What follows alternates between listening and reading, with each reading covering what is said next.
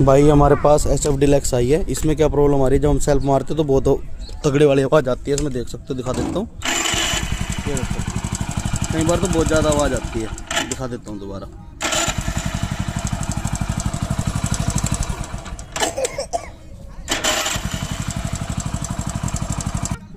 ये देखना भाई, इसमें कितनी खतरनाक वाली आवाज़ आती है।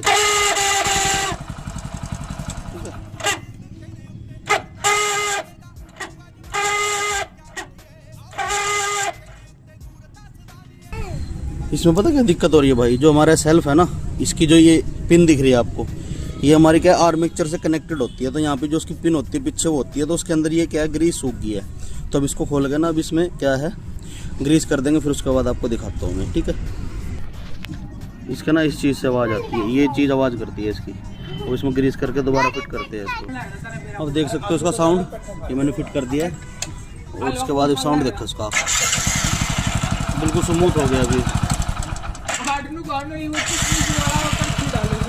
ये देख सकते हो, जितनी बार मारो उतना बार ही क्लियर होगी आवाज़।